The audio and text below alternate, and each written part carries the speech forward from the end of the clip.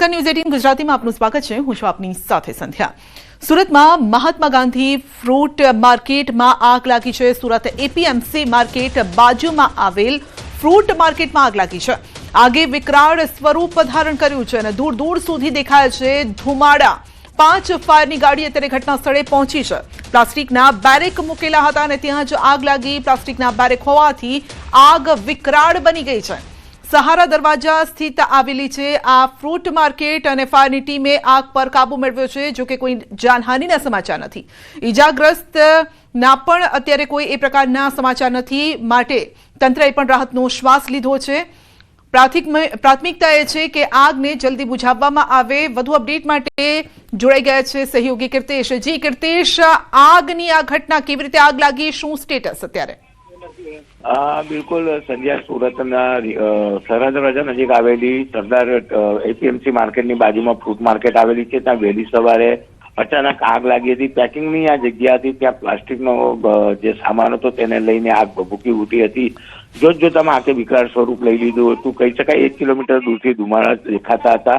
સવારનો સમય હોવાથી જે એપીએમસી માર્કેટ છે ત્યાં શાકભાજી ને ફ્રૂટની ખરીદી કરવા લોકો મોટી સંખ્યામાં આવતા હોવાને લઈને કહી શકાય આગ લાગતા દોડધામ મચી ગઈ હતી। જાણકારી મળતા ફાયર પહોંચી હતી અને અડધો કલાકની જહેમત બાદ આગ પર કાબુ મેળવી લેવામાં આવ્યો હતો। જો કે કોઈ જાનહાનિ નહોતું, પણ ત્યાં રહેલો તમામ માલ સામાન બળીને ખાક થઈ જવા પામ્યો હતો। સવારનો સમય હતો, તેને લઈને થોડાક સમય માટે સમગ્ર વિસ્તારમાં અફરાતફરી સાથે ડરનો માહોલ પણ જોવા મળ્યો હતો।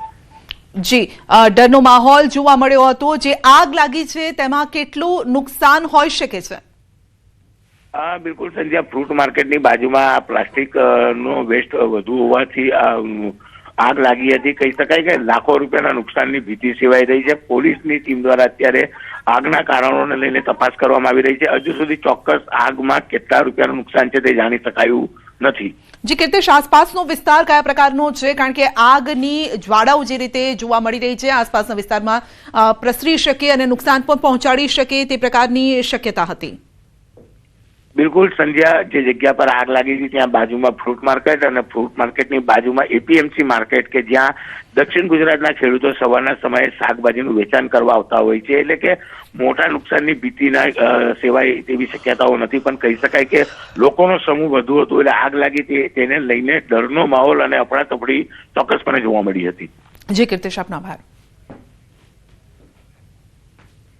અમદાવાદ ગ્રામ્ય કોર્ટને ફરી એક વખત મળી છે ધમકી। અમદાવાદ ગ્રામ્ય કોર્ટને બોમ્બથી ઉડાવી દેવાની ધમકી મળી છે। ઈમેલ મારફતે બોમ્બથી ઉડાવી દેવાની ધમકી મળી છે।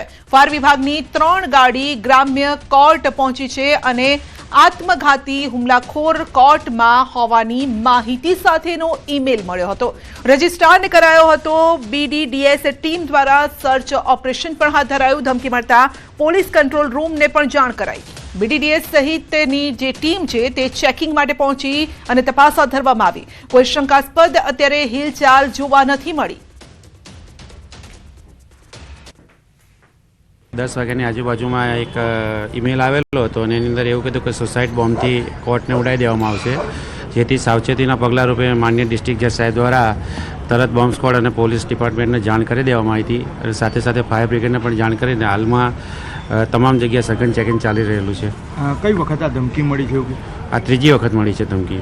એ જે રજિસ્ટ્રાર જોડેથી અમને માહિતી મેળવી છે કે ઈમેલની અંદર એને જે જણાવવામાં આવેલું છે કે આત્મઘાતી બોમ્બ દ્વારા સદર કોર્ટ ઉડાવી દેવામાં આવશે।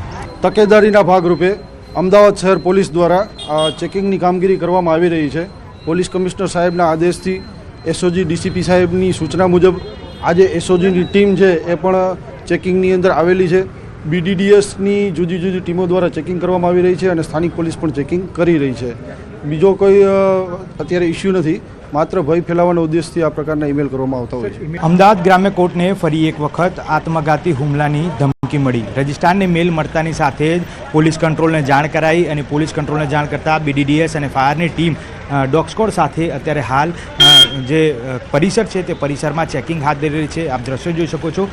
ઘટના જે છે તે 10 વાગ્યાનો મેલ મળ્યો હતો. તેમાં એવો ઉલ્લેખ કરવામાં આવ્યો હતો કે બપોરે 1:45 વાગ્યા સુધીમાં આ આત્મઘાતી હુમલાખોરો જે 2 વ્યક્તિઓ જે છે તેમના દ્વારા વિસ્ફોટ કરવામાં આવી શકે છે, જેને પગલે ગંભીરતા દાખવી અને તાત્કાલિક રજિસ્ટ્રાર દ્વારા જે પરિસર જે છે તેને સતર્ક કરવામાં આવ્યું હતું. આ બાબતે આગામી સમયમાં અમદાવાદ ડિસ્ટ્રિક્ટ બાર એસોસિએશન જે છે તે પણ ડીજીપીને મળી અને તેનું રૂબરૂ રજૂઆત કરશે. આવી અનેક વખત ધમકીઓ મળી છે તો કાયદેસર અને યોગ્ય કાર્યવાહી થાય તે માટે રજૂઆત કરશે. કેમેરામેન શ્રેણિક મહેતા સાથે મૌલિક દામેચા, ન્યૂઝ 18 ગુજરાતી, અમદાવાદ. ભાજપના સંગઠનને લઈને સમાચાર છે. સ્થાનિક સ્વરાજની ચૂંટણી પહેલા ફેરફારના સંકેત મળી રહ્યા છે. ભાજપમાં મોટા સંગઠનાત્મક ફેરફારના સંકેત મળી રહ્યા છે. નો રિપીટ થિયરી અમલમાં મૂકવાની તૈયારી છે. અનેક શહેર જિલ્લા પ્રમુખ બદલાઈ શકે છે. સુરત, રાજકોટ, મોરબીમાં પ્રમુખ બદલાય તેવી ચર્ચાઓ અત્યારે તેજ થઈ ગઈ છે. 27% ઓબીસી અનામતને ધ્યાનમાં રાખીને જ્ઞાતિ સમીકરણ બેસાડવા હાઈકમાન્ડ સક્રિય છે. એક સપ્તાહમાં શહેર અને જિલ્લા સંગઠનની નવી ટીમોની તબક્કાવાર જાહેરાત પણ શક્ય છે. વધુ અપડેટ મેળવીશું સંવાદદાતા ગીતા પાસેથી. જી ગીતા, સ્થાનિક સ્વરાજની ચૂંટણી એક તરફ સામે આવી રહી છે ને તેવા સમયે જે કેટલાક ફેરફારની પણ શક્યતા.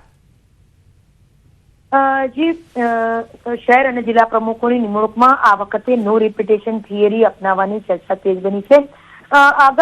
અગાઉ વિધાનસભાની ચૂંટણી વખતે પણ આ થિયરી અમલમાં મૂકવામાં આવી હતી અને ફરી એકવાર સંગઠનમાં નવા ચહેરાઓને તક આપવાના મૂડમાં હાઈકમાન્ડ હોય તેવું માનવામાં આવી રહ્યું છે.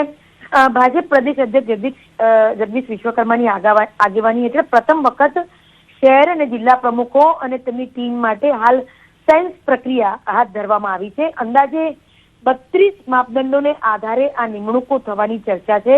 ખાસ કરીને 27% ઓબીસી અનામતને ધ્યાનમાં રાખીને જ્ઞાતિ સંતુલન પર પણ ભાર મૂકવામાં આવી રહ્યો છે અને અનેક જગ્યાએ હાલના હોદ્દેદારોમાં અનિશ્ચિતતા અને અંદરકાને અસંતોષ હોય તેને બદલવાની પણ વાત છે. સૂત્રોનું માનીએ તો સુરત, રાજકોટ અને મોરબીમાં પ્રમુખ બદલાય તેવી મજબૂત સંભાવનાઓ છે. સુરત શહેર પ્રમુખ પરેશ પટેલને લઈને પણ આંતરિક નારાજગી બહાર આવી છે. તેઓ અગાઉના પ્રદેશ પ્રમુખ સી આર પાટીલના જૂથ સાથે સંકળાયેલા હોવાના કારણે નવા સંગઠન સમીકરણમાં મુશ્કેલી સર્જાઈ રહી હોવાનું માનવામાં આવી રહ્યું છે. રાજકોટ શહેરમાં પણ સંગઠન સ્થિતિ ગરમાઈ છે. શહેર પ્રમુખ માધવ દમેની નિમણૂકથી અનેક વરિષ્ઠ આગેવાનો અસંતુષ્ટ હોવાનું ચર્ચા છે અને આ મુદ્દો વિજય રૂપાણી જૂથ દ્વારા સીધો રાષ્ટ્રીય સંગઠન મહામંત્રી BL સંતોષ સુધી પહોંચાડવામાં આવ્યો હોવાનું પણ સૂત્રો કહી રહ્યા છે. જ્યારે રાજકોટના જિલ્લા પ્રમુખ અલ્પેશ ઢોલરિયાની આભાર અમારી સાથે જોડાવા. સુરત શહેરમાં ડીડીઆઈ વિંગનો સપાટો. ઇન્કમટેક્સ ડીડીઆઈ વિંગના સંખ્યાબંધ અધિકારીઓનો જે કાફલો છે તેની સાથે દરોડા પડાયા છે. શહેરના જાણીતા મહાકાલ ગ્રુપના અનિલ બગદાણા સહિતના ભાગીદારો તરુણ ભગત, પ્રવીણ ભૂત આયકર વિભાગના દરોડા સાથે ડાયમંડ ઉદ્યોગમાં લક્ષ્મી ડાયમંડ અને તેમના પરિવારમાં ધીરુ ગજેરાને ત્યાં ઇન્કમટેક્સ સર્ચ શરૂ. તમામના ધંધાકીય સ્થળો, રહેણાંક અને પ્રોજેક્ટ્સ પર વ્યાપક દરોડાની કાર્યવાહી હાથ ધરાઈ છે. ઇન્કમટેક્સના સર્ચના પગલે શહેરના અન્ય ઉદ્યોગ જૂથમાં પણ ફફડાટ ફેલાયો છે. ઇન્કમટેક્સ વિભાગ દ્વારા સુરતના બિલ્ડર અને ડાયમંડ ઉદ્યોગકારોને ત્યાં જે પ્રકારે સવારથી દરોડાની કામગીરી ચાલી રહી છે ત્યારે લક્ષ્મી ડાયમંડ કે જે ધીરુભાઈ ગજેરાના ભાઈની કંપની છે. ધીરુભાઈ ગજેરા ભાજપના પૂર્વ ધારાસભ્ય અને કોંગ્રેસના લોકસભા અને વિધાનસભાની ચૂંટણી લડી ચૂકેલા છે તેવા તેમના ભાઈ વસંતભાઈ અને ગજેરા અને ચુની ગજેરા કે જે બિલ્ડર છે આ તમામ લોકોની અલગ અલગ ઠેકાણા પર દરોડા પાડવામાં આવ્યા છે. ત્યારે કતારગામ સ્થિત તેમની આ બીજી કંપની છે લક્ષ્મી ડાયમંડમાં વહેલી સવારથી સર્ચ કામ ચાલી રહ્યું છે. વરાછા ખાતે આવેલી તેમની હીરા યુનિટ પર પણ સર્ચ ચાલી રહ્યું છે. એટલે કે તેમના ઘર હોય, તેમના ઠેકાણા હોય, તેમના ભાગીદાર હોય કે તેમના સંબંધી અલગ અલગ જગ્યાઓ પર આયકર વિભાગની ટીમો દ્વારા સર્ચ કરવામાં આવી રહ્યું છે અને મોટી સંખ્યામાં કાળું નાણું મળી આવે તેવી શક્યતાઓ છે. એટલે કે બિલ્ડર અને ડાયમંડ ઉદ્યોગકારોને ત્યાં જે રીતે સર્ચ ઓપરેશન શરૂ થયા છે તેને લઈને આ બંને ઉદ્યોગકારોને ત્યાંના દરોડાને લઈને ડાયમંડ ઉદ્યોગ હોય કે બિલ્ડર લોબી તમામમાં ફફડાટ વ્યાપી જવા પામ્યો છે. કેમેરામેન જીગર ગુગલ સાથે કીર્તેશ પટેલ, ન્યૂઝ 18 ગુજરાતી, સુરત. ન્યૂઝ 18 ગુજરાતીના અહેવાલની ધારદાર અસર પોઈચાના રંગસેતુ બ્રિજ પર તંત્ર દ્વારા આખરે કડક કાર્યવાહી હાથ ધરાઈ છે। રાજપીપળાથી વડોદરાને જોડતા આ મુખ્ય માર્ગ પર ભારે વાહનોની અવરજવર પર પ્રતિબંધ હોવા છતાં રેતી માફિયાઓ અગાઉ માર્ગ અને મકાન વિભાગ દ્વારા લગાવાયેલી એંગલ તોડીને બેફામ ટ્રક દોડાવતા હતા। આ અંગે ન્યૂઝ 18 ગુજરાતી અહેવાલ પ્રસિદ્ધ કર્યો હતો અને જેના પરિણામે હવે બ્રિજ પર 2.80 મીટરની ઊંચાઈએ અત્યંત મજબૂત અને હેવી એંગલ ફિટ કરી દેવામાં નર્મદા જિલ્લામાં આવેલ પોઈચા જે રંગસેતુ બ્રિજ છે, રંગસેતુ બ્રિજ ભારે વાહન માટે બંધ કરવામાં આવ્યો હતો અને ભારે વાહન બંધ કર્યા બાદ રેતીની ટ્રકો બે રોકટોક અવર જવર કરતી હતી। ત્યારે તંત્ર દ્વારા પણ આ જે જગ્યા પર અમે તમને બતાવવા જઈ રહ્યા છે એ જગ્યા પર પહેલા એક એંગલ લગાવી અને ભારે વાહનો ના પ્રસાર થાય એ માટેની સુવિધા કરવી, પરંતુ જે રેતીના માફિયાઓ દ્વારા જે ભારે વાહન લઈ જઈ અને રાત્રિના દરમિયાનમાં એ એંગલ પણ તોડી નાખવામાં આવી હતી અને એ એંગલ તોડતા ફરી ન્યૂઝ 18 ગુજરાતીએ અહેવાલ પ્રસિદ્ધ કર્યો હતો અને આ અહેવાલ પ્રસિદ્ધ કર્યા બાદ આજે ફરી તંત્ર જાગ્યું છે અને આ તમને એંગલ બતાવવા જઈ રહ્યો છે કે જે હવે હેવીમાં હેવી જે એંગલ હોય છે તેને લગાવવાનું કામ હાલ ચાલી રહ્યું છે। એટલે હવે જે રેતી માફિયાઓ જે છે એ આ એંગલને તોડી નહીં શકે। આપણી સાથે એના ઇજનેર છે અને કારીગર છે, તેમની સાથે વાત કરીએ। કાકા, કેટલી ફૂટ ઊંચી એંગલ લગાવવામાં આવી છે, પહેલા કેવી હતી અત્યારે કેમ આટલી જાડી હેવી લગાવવામાં આવી રહી છે? આટલી જાડી તો પહેલા પાતળી લગાવી હતી, એ તોડી નાખવામાં આવી હતી। ટ્રકો ભારે વાહનો સરકીને તોડી નાખી એટલે આ હેવી લગાવવામાં આવી છે। પહેલા કેટલા મીટરની લગાવવામાં આવી હતી, અત્યારે કેટલા મીટરમાં કરવામાં આવી? 3.5 મીટર લગાવી તો અત્યારે 2.80 લગાવવામાં આવી। શું કારણ એનું ખાસ? મોટી ગાડીઓ ના સરકે એના માટે લોડિંગ। બિલકુલ, તમે સાંભળ્યું તેમ કે જે આ કારીગર છે જે એંગલ લગાવી રહ્યા છે, એંગલ લગાવવા કહી રહ્યા છે કે જે આ એંગલ છે એટલી હેવી લગાવવામાં આવી છે કે હવે ટ્રક પણ એની સાથે જો અથડાય અને તોડવાની કોશિશ કરે તો ટ્રકના કુચ્ચા બોલી જશે। દીપક પટેલ, ન્યૂઝ 18 ગુજરાતી, નર્મદા। આગામી 3 દિવસ ઠંડીમાં ઘટાડો થશે। 3 દિવસ બાદ ફરી ઠંડી વધશે, ફરી પવનની દિશા બદલાશે અને આગામી 3 દિવસમાં તાપમાન 3 થી 5 ડિગ્રી વધશે। 3 દિવસ બાદ 2 થી 3 ડિગ્રી તાપમાન ઘટશે। રાજ્યમાં નલિયામાં લઘુત્તમ તાપમાન 7 ડિગ્રી નોંધાયું અને છેલ્લા 24 કલાકમાં વડોદરામાં લઘુત્તમ તાપમાન 7 ડિગ્રી ઘટ્યું છે। अगले 3 दिन में जो है पूरे गुजरात में जो है तापमान में 3 से 5 डिग्री की बढ़त देखने को मिलेगी। उसके बाद 3 दिनों के बाद अगले 4 से 5-6 दिन में अगर हम बात करें तो तापमान फिर से जो है 2 से 3 डिग्री जो है गिरेगा। एक WD है जो 30 तारीख के आसपास जो है अप्रोच करेगा, नॉर्दर्न इंडिया में जो है उसका इफेक्ट रहेगा। उससे जो है नॉर्दर्ली भी जो है गुजरात में इफेक्ट करेंगी, जिससे तापमान में फिर से जो है 3 दिनों के बाद थोड़ी गिरावट देखने को मिलेगी। સુરતમાં ભર શિયાળે રોડ પર નદી વહી છે। જી હા, મનપાની બેદરકારીના કારણે લાખો લીટર પાણી વેડફાયું છે। પાંડેસરા પિયુષ પોઈન્ટ પર વાલ બદલવાના નામે પાણીનો વેડફાટ થઈ રહ્યો છે। હાઇડ્રોલિક વિભાગની બેદરકારીને લઈને સ્થાનિકોમાં પણ આક્રોશ છે। એક તરફ પાણી બચાવોનો સંદેશ આપવામાં આવતો હોય છે અને બીજી તરફ તંત્ર પોતે પાણીનો વેડફાટ કરે છે અને ત્યારે તંત્રની બેવડી નીતિને લઈને લોકોમાં રોષ છે। ત્યારે હાલ તો પાણીના વેડફાટનો વિડીયો પણ વાયરલ થઈ રહ્યો છે। ગીર સોમનાથમાં સિંહ તો દેખાય છે, પરંતુ દીપડો દેખાતા લોકોમાં ફફડાટ છે। સુત્રાપાડાના ખાંભા ગામે દેખાયો છે દીપડો।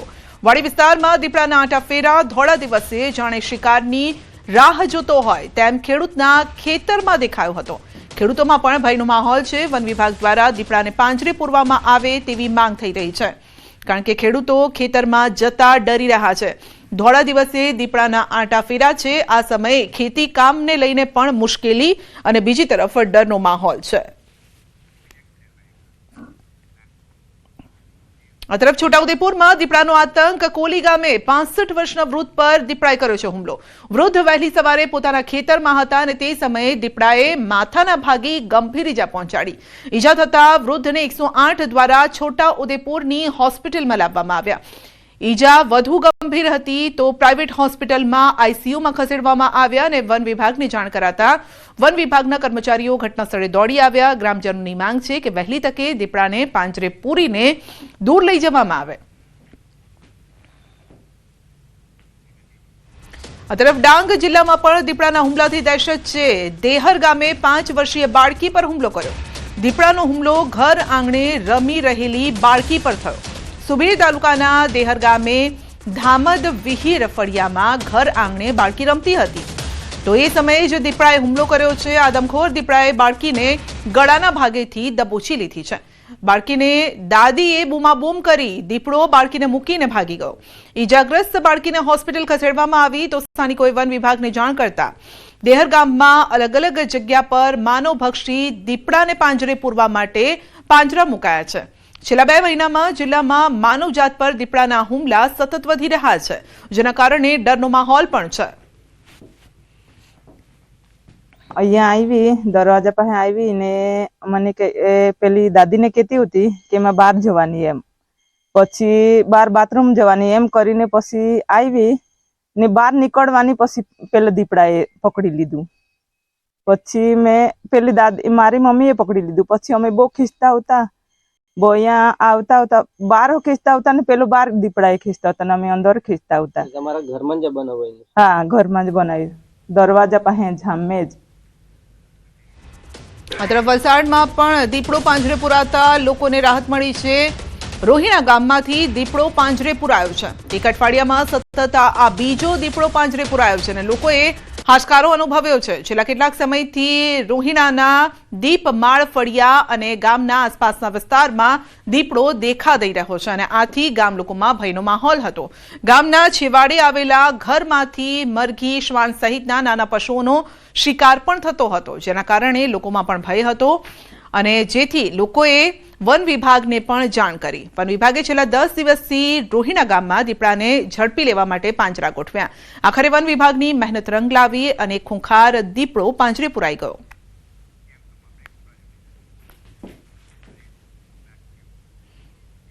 બુલેટિનમાં આગળ વધીશું નાનકડા બ્રેક બાદ.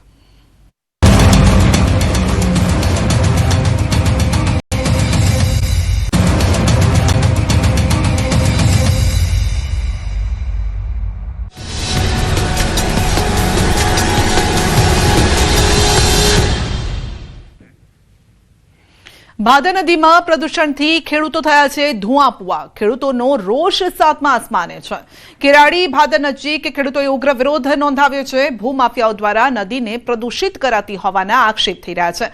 ગંભીર આક્ષેપો સાથે ખેડૂતો રસ્તા પર ઉતર્યા છે. જેતપુર પંથકની જીવાદોરી સમાન ભાદર નદી હવે ઝેર સમાન બની ગઈ છે. કેરાડી અને લુણાગરા સહિતના ગામોના 60 થી 70 જેટલા ખેડૂતો આજે ભાદર નદીના પટમાં ઉતરી આવ્યા અને તંત્ર સામે બાયું ચઢાવી. ખેડૂતોનો આક્રોશ એ વાતનો છે કે છેલ્લા 40 વર્ષથી તેમના બાપ દાદાઓ આ પ્રદૂષણ સામે લડતા શહીદ થયા અને છતાં પણ તંત્રના પેટનું પાણી નથી હલતું. સ્થાનિકોનું કેવું, અમારે ખેડૂતનું એવું કહેવાનું કે આ પાણી જેતપુરના ભૂમાફિયા આજથી 15 થી 20 વર્ષ પહેલા તો આ લોકોએ હાવ માજા મેલી દીધી છે. ખુલ્લે આલમ ભાદર સૌરાષ્ટ્રની મલિકો પેલો નંબર ભાદર 1, આની નીચે ડેમ છે. આ ડેમમાં હાવ માજા મેકી દીધી છે અને રાત ને દિવસ આમાં કેમિકલ છોડવામાં આવે. અમારી માંગ એ છે કે આ કેમિકલ વાળું પાણી છે ને એ બંધ કરે. જીપીસીબી કાર્યવાહી કરી રહ્યું છે.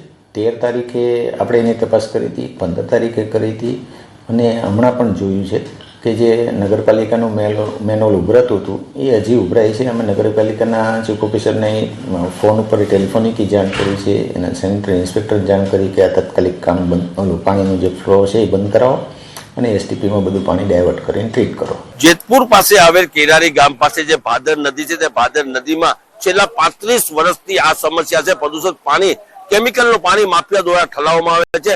આ પાણી છે તે પ્રદૂષિત કરવામાં આવે છે. આ પાણીનો આ છેક પોરબંદર સુધી, ગેર પંથક સુધી પાણી જતું હોય અને કેટલો બધો નુકસાન, જમીનો બંજર બનતી હોય. આપણે પહેલા સીધા દ્રશ્યો બતાવીશ.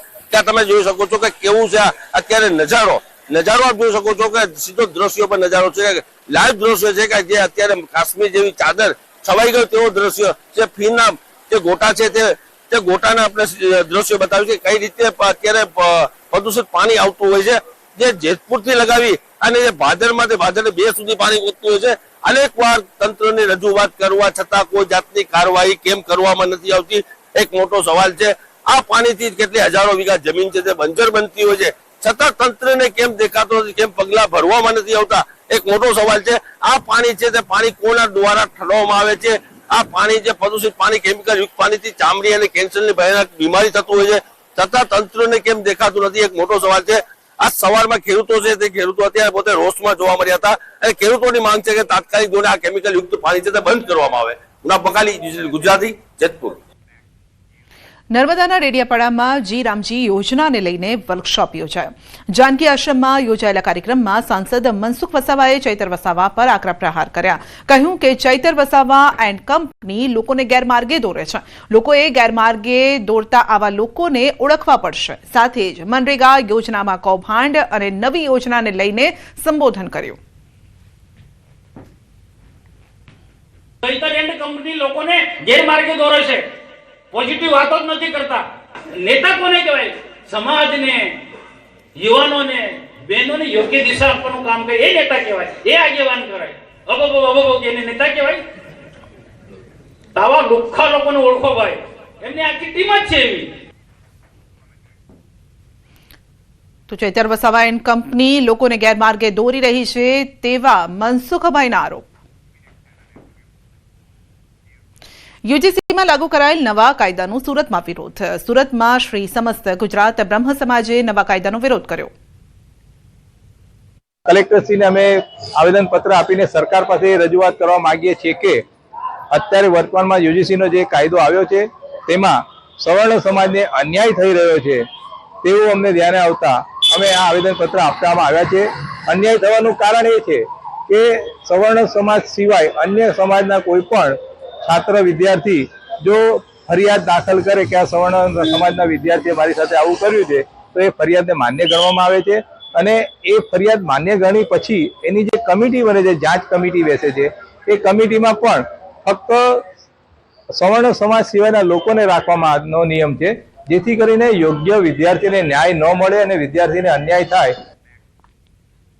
બુલેટિનમાં ત્યારે બસ આટલું જ. રજા આપશું. નમસ્કાર.